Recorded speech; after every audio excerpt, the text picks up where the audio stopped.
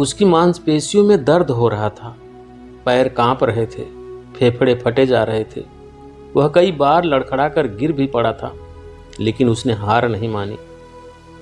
दोस्तों, एक बार की बात है, पहाड़ी के नीचे बसे एक छोटे से गांव में एक जवान लड़का रहता था। वह लड़का उस पूरे गांव में अपने आलस्य और कामचोरी के लिए प्रसिद्ध था। सभी गांववासी उसे आलसी कहकर ही पुकारते थे, क्योंकि वह पूरे दिन एक पेड़ के नीचे ही पड़ा रहता था और झपकियां लेता रहता था। अपने भविष्य के बारे में अच्छे अच्छे सपने देखता। उसके दिन ऐसे ही आलस्य से गुजर रहे थे। लेकिन एक दिन उस गांव में एक बौद्ध भिक्षु पधारे, जो कि अगले कुछ दिनों तक उसी गांव में ठहरने वाले थे। बौद्ध भिक्षु गांव में भिक्षा मांगते, दिन भर लोगों को उपदेश देते और रात्रि में गांव के बाहर बने बौद्ध मठ में विश्राम करते।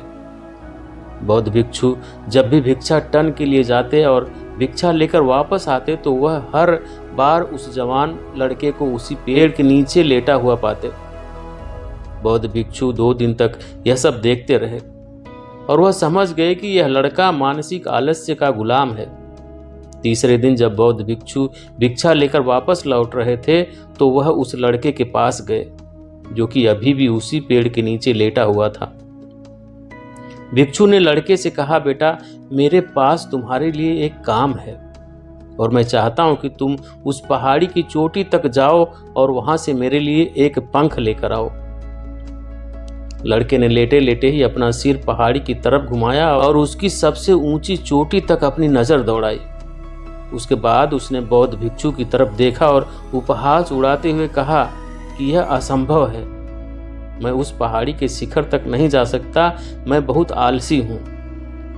बौद्ध भिक्षु ने मुस्कुराते हुए कहा, लेकिन मुझे जिस पंख की तलाश है वह इस पहाड़ी के शिखर पर भी नहीं मिलेगा, वह तो इस पहाड़ी के दूसरी तरफ एक गुफा के अंदर मिलेगा, जिसके लिए इस पहाड़ी के शिखर तक चढ़कर दूसरी तरफ नीचे उतरना होगा।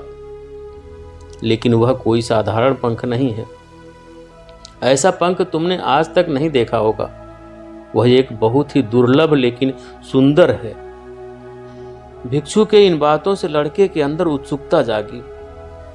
उसने आज से पहले ऐसे किसी पंख के बारे में कभी नहीं सुना था और ऐसे रोमांचक सफर के बारे में सोचकर वह अंदर से उत्साहित हो गया। इसीलिए उसने भिक्षु के चुनौती को स्वीकार कर लिया और वह पहाड़ी की तरफ चल पड़ा। लेकिन पहाड़ी बहुत लंबी और कठिन थी। जल्द ही लड़के का शरीर थकने लगा, सांस फूलने लगी और शरीर से पसीना आने लगा, लेकिन फिर भी उसने चलना जारी रखा। जैसे जैसे ऊपर चढ़ता गया उसे प्रसन्नता और उत्साह की अनुभूति होने लगी, जिसे उसने आज से पहले कभी महसूस नहीं किया था। अंततः कड़ी मेहनत और लंबे प्रयास के बाद पहाड़ी के शिखर पर पहुंचा तो पूरी तरह से वह थक चुका था, लेकिन वह बहुत खुश था।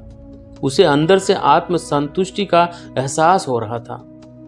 उसके चेहरे पर योद्धाओं जैसी मुस्कान थी, जैसे उसने कोई युद्ध जीत लिया हो। उसने पहाड़ के शिखर से नीचे देखा तो उसके सामने एक बहुत ही मनमोहक दृश्य था। उसने अपने अंदर एक उपलब्धि की भावना महसूस की, जो उसने आज से पहले कभी नहीं देखी थी। लेकिन असली चुनौती तो आगे थी। लड़के को पहाड़ी के दूसरी ओर उतरना था और उस गुफा को ढूंढना था जहां पंख मिलने की बात कही गई थी। नीचे उतरना और भी ज्यादा मुश्किल व खतरनाक था, क्योंकि ढलान ज्यादा खड़ी थी और चढ़ाई के समय कई बार लड़का लड़खड़ाया और गिरा भी था, तो वह डर भी उसके अंदर था। लेकिन भिक्षु को पंख लाकर देने के वादे की वजह से वह लगातार आगे बढ़ता रहा। काफी खोज मशक्कत और कड़ी मेहनत के बाद जब वह अंत में गुफा तक पहुंचा तो उसने देखा कि पंख वहीं पर पड़ा हुआ था, जो गुफा में प्रवेश द्वार से छनकर आ रही रोशनी में चमक रहा था। उसने पंख उठाया, लेकिन उसकी सुंदरता को देखकर अचंभित रह गया। वह काफी देर तक पंखों को ही घूरता रहा, लेकिन फिर अचानक उसे याद आया कि अभी वापस भी जाना है। उसने खुद की तरफ देखा, वह पूरी तरह से थक चुका था। वह चिंतित हो गया कि वह पहाड़ पर कैसे चढ़ेगा और भिक्षु तक पंख कैसे पहुंचाएगा। एक पल के लिए उसने हार मानने के बारे में सोचा। एक पल के लिए उसने हार मानने के बारे में सोचा, लेकिन फिर उसे उस बड़ी उपलब्धि पर गर्व की भावना याद आ गई जो उसने पहाड़ी के शिखर पर पहुंचने पर महसूस किया था। उसे एहसास हुआ कि उसके अंदर इस सफर को दोबारा पूरा करने की ताकत और दृढ़ संकल्प है। वह दोबारा पहाड़ी पर चढ़ने लगा। उसकी मांसपेशियों में दर्द हो रहा था, पैर कांप रहे थे, फेफड़े फटे जा रहे थे। वह कई बार लड़खड़ा कर गिरा, लेकिन उसने हार नहीं मानी। वह खुद को आगे बढ़ाने के लिए लगातार प्रेरित करता जा रहा था। अथक प्रयास और घंटों की कड़ी मेहनत के बाद अंत में जब वह बौद्ध भिक्षु के पास पहुंचा और उनके हाथों में वह पंख रखा, तो उसके खुशी का ठिकाना न रहा। उसे महसूस हुआ कि आज उसने अपने आलस्य पर काबू पा लिया है और कुछ महत्वपूर्ण करके दिखाया है।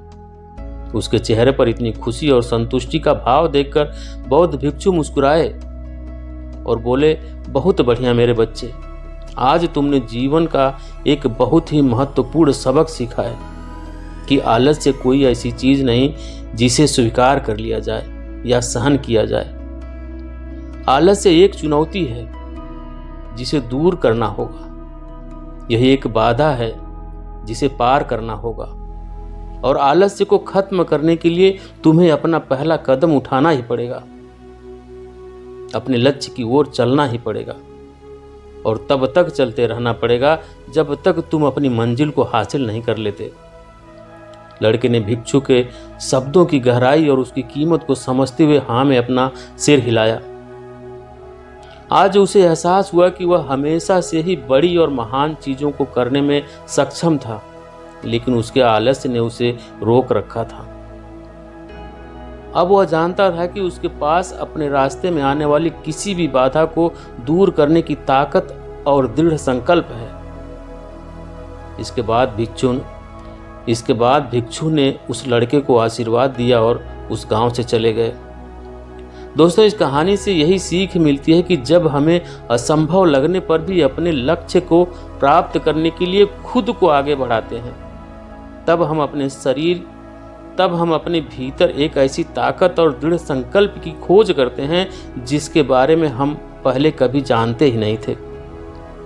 आलस्य पर काबू पाने के लिए हमें खुद को चुनौती देनी चाहिए और बड़े व महत्वाकांक्षी लक्ष्य बनाने चाहिए, फिर चाहे वह लक्ष्य कितने भी मुश्किल क्यों ना हो। हमें लगातार खुद को अपनी शारीरिक और मानसिक सीमाओं से परे ढकेलते रहना चाहिए और असफलताओं को, बाधाओं का सामना करने पर भी अंदर से मजबूत बने रहना चाहिए। हमें अपने लिए एक नियम बनाकर और उस पर टिके रहकर अपने दैनिक आदतों और दिनचर्या में अनुशासन और निरंतरता भी विकसित करनी चाहिए। हम कुछ ऐसी अच्छी आदतें बना सकते हैं जो हमें मन ना लगने पर भी ध्यान केंद्रित करने और क्रियाशील बने रहने में मदद करती है। एक और महत्वपूर्ण बात, आलस पर काबू पाने का मतलब विकास की मानसिकता विकसित करना है। इसका मतलब चुनौतियों और असफलताओं को विकास और सीखने के अवसर के रूप में देखना, ना कि हार मानने के कारणों के रूप में। विकास की मानसिकता को अपनाकर हम असफलता के बारे में अपनी सोच को नया रूप दे सकते हैं और इसका अपने सुधार व सीखने के लिए उपयोग कर सकते हैं। और हमें अपने लक्ष्य पर काबू पाने के लिए अपने आराम को छोड़कर जीवन की चुनौतियों और अवसरों को स्वीकार करना ही पड़ेगा। तो ये थी आज की कहानी दोस्तों। आपको कैसी लगी कमेंट करके ज़रूर बताएं। कहानी अच्छी लगी हो तो वीडियो को लाइक करें, शेयर करें और चैनल पे अभी तक नए हैं, चैनल को सब्सक्राइब नहीं किए तो प्लीज़ चैनल को सब्सक्राइब करें, बेल आइकन प्रेस करें ताकि आने वाली सभी वीडियो का नोटिफिकेशन सबसे पहले आपको मिले। वीडियो देखने के लिए बहुत बहुत धन्यवाद।